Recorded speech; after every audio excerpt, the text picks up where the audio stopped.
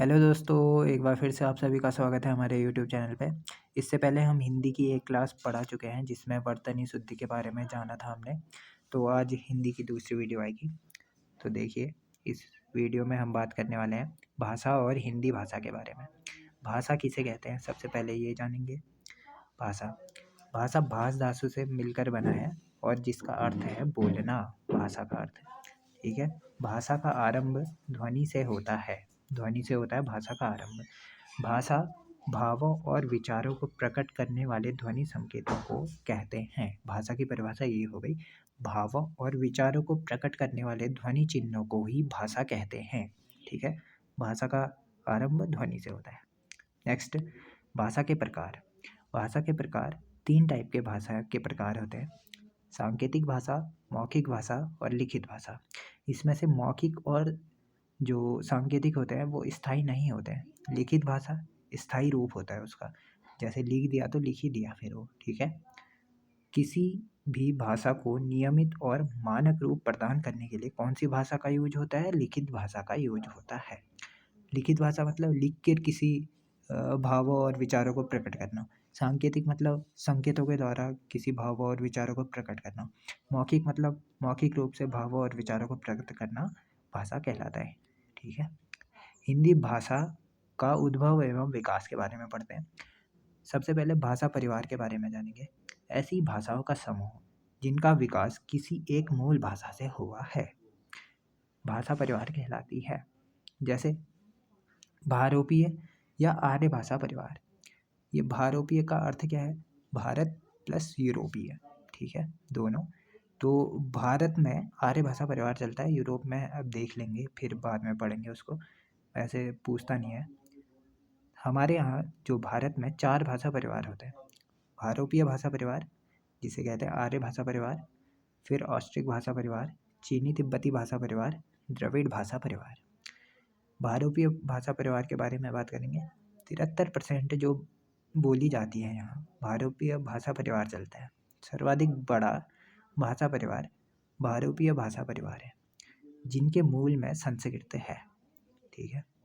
Example देखते हैं: संस्कृत, पाली, प्राकृत, अपभ्रंश, हिंदी, सिंधी, अंग्रेजी, लैटिन, जो बांग्ला, बांग्ला को ब्रजबुली भी कहा जाता है, गुजराती, मराठी, नेपाली, पंजाबी, कश्मीरी, उड़िया, असमिया, उर्दू, जर्मनी, पुर्तगाली, फारसी। ये सब भाषाएं बोली जाती हैं किसके अंतर्गत? भारोपीय भाषा परिवार के अंतर्गत। 73% इसका योगदान रहता है, ठीक है। नेक्स्ट, ऑस्ट्रिक 1.3% बोली जाती है, जनजातीय क्षेत्रों में बोली जाती है। एग्जाम्पल मुंडा, मुंदरी, संथाली और खासी, ठीक है। नेक्स्ट, चीनी तिब्बती बोली जाती है, 0.7% उत्तर पूर्वी भाग में बोली जाती है चीनी तिब्बती भाषा। इसका एग्जाम्पल है मणिपुरी, ठीक है। नेक्स्ट, द्रविड़ भाषा परिवार, ये दक्षिण भारत में बोली जाती है। इसमें कौन कौन सी भाषाएं शामिल होती है? देखिए, कन्नड़ जो कर्नाटक में बोली जाती है, मलयालम केरल में बोली जाती है, तमिलनाडु के क्षेत्र में बोली जाती है, और दक्षिण भारत की सर्वाधिक प्राचीन भाषा कौन सी है? तमिल भाषा है। नेक्स्ट, तेलुगु कहाँ बोली जाती है? आंध्र प्रदेश में बोली जाती है। दक्षिण भारत में सर्वाधिक बोली जाने वाली बोली है, भाषा है, ठीक है। बोली भाषा और उपभाषा में अंतर बाद में पढ़ेंगे इसके बाद, ठीक है। नेक्स्ट, हिंदी भाषी क्षेत्र क्या क्या है?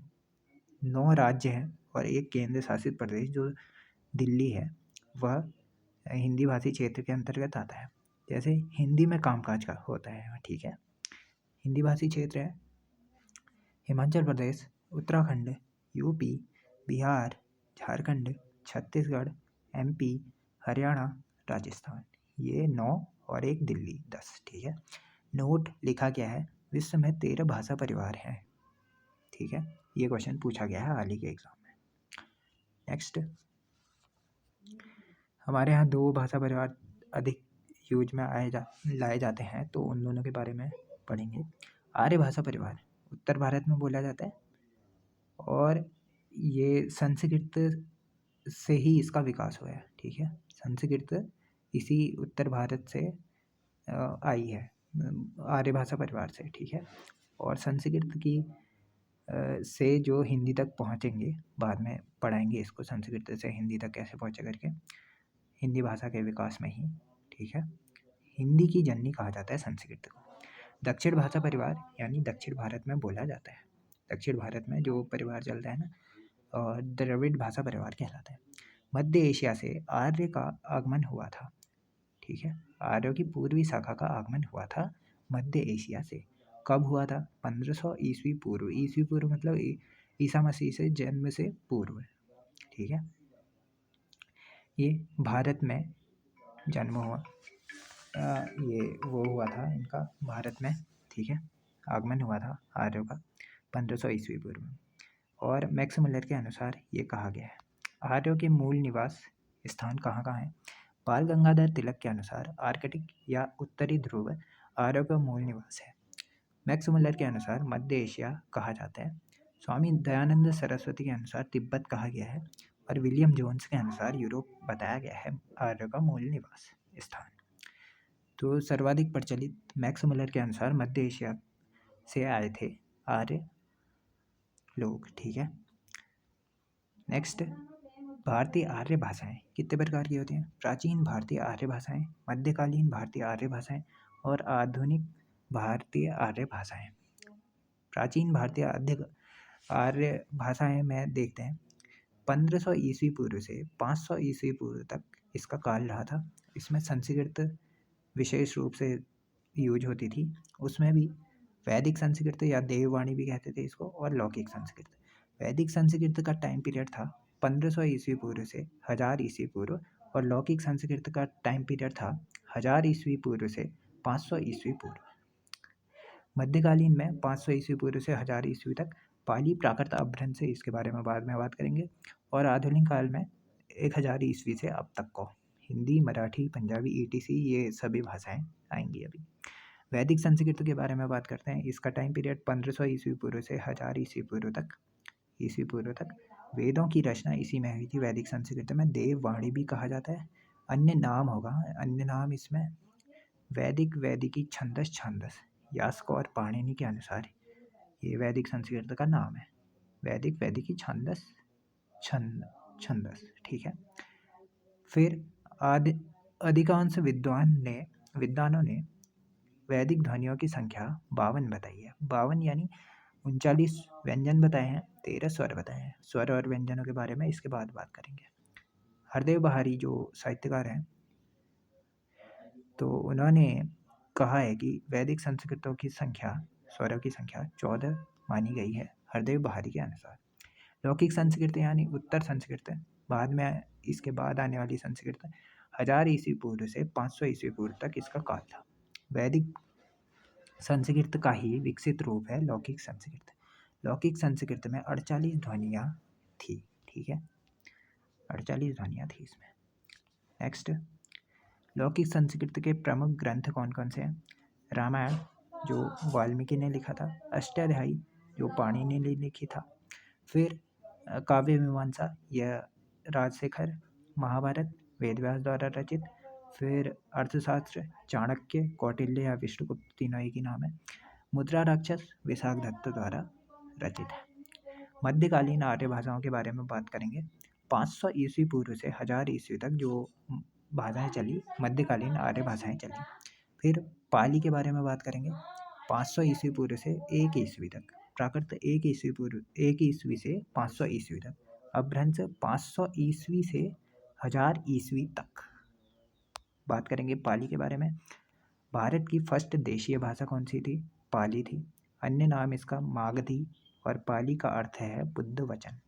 बौद्धों की भाषा को ही पाली भाषा कहा जाता है। और त्रिपिटक इनके जो रचित थे ना, अभिधम्म पिटक, सुप्त पिटक और एक और था विनय पिटक, इनकी भाषा पाली भाषा ही थी। भारत की जनभाषा भी कहा जाता है। भगवान बुद्ध के वचनों की रक्षा करने वाली भाषा भी कहा गया है। क्षेत्र इसका मगध, कलिंग, श्रीलंका, म्यांमार, चीन, तिब्बत, थाईलैंड, ईटीसी। ठीक है, नेक्स्ट बात करेंगे प्राकृत भाषा। जैनों की भाषा कहा गया है। भेद इसके सौरसैनी, पैसाची, महाराष्ट्री, अर्धमागधी और मागधी। अर्धमागधी में क्या है कि महावीर स्वामी ने जो उपदेश दिए थे अर्धमागधी भाषा में दिए थे। ठीक है। वररुचि, इन्होंने क्या लिखी थी? प्राकृत प्रकाश नामक रचना लिखी थी। हेमचंद ने प्राकृत व्याकरण वो लिखी थी, रचना लिखी थी। प्राकृत का पाणिनि कहा जाता है हेमचंद को, ठीक है, हेमचंद। नेक्स्ट अपभ्रंश के बारे में बात करेंगे। अपभ्रंश मतलब बिगड़ा हुआ, गिरी हुई भाषा, भ्रष्ट भाषा, अपभ्रंश को कहा जाता है। संधिकालीन भाषा भी अपभ्रंश को कहा गया है।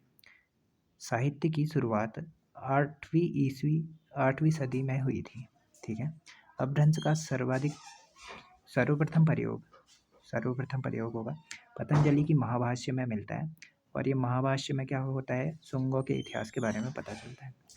अपभ्रंश को विभृष्ट, आभीर, अभट्ट, पटमंजरी भी कहते हैं। रचनाकार इसमें स्वयंभू, अपभ्रंश का वाल्मीकि है। धनपाल, भविष्यत कहा इसकी रचना है। सरहपा, दोहा कोश लिखी थी इन्होंने। पुष्पदंत, महापुराण और जसचर्यु लिखी थी इन्होंने। फिर स्वयंभू द्वारा रचित क्या क्या है? पंचमी चर्यु और पौमचर्यु। जो रामकथा का वर्णन मिलता है वो पौमचर्यु में मिलता है। अपभ्रंश का सर्वश्रेष्ठ महाकाव्य कौन सा है? यही है, पौमचर्यु। नेक्स्ट लास्ट बचा है, थोड़ा सा देख लेते हैं उसे भी। अपभ्रंश से ही आधुनिक भारतीय आर्य भाषाओं का विकास हुआ है, जिसमें आर्य भाषाओं का विकास हिंदी, पंजाबी और मराठी, ठीक है। अभट्ट, अपभ्रंश के बाद अभट्ट आई। संक्रमणकालीन भाषा कहा जाता है इसको। अपभ्रंश का ही परवर्ती रूप है। इसके रचनाकार थे ज्योतिरीश्वर ठाकुर, इन्होंने लिखी थी वर्ण रत्नाकर। तो आज की इस वीडियो में इतना ही करते हैं, मिलते हैं नेक्स्ट वीडियो में नेक्स्ट टॉपिक के साथ, इसी को कंटिन्यू करेंगे आगे। तो थैंक यू।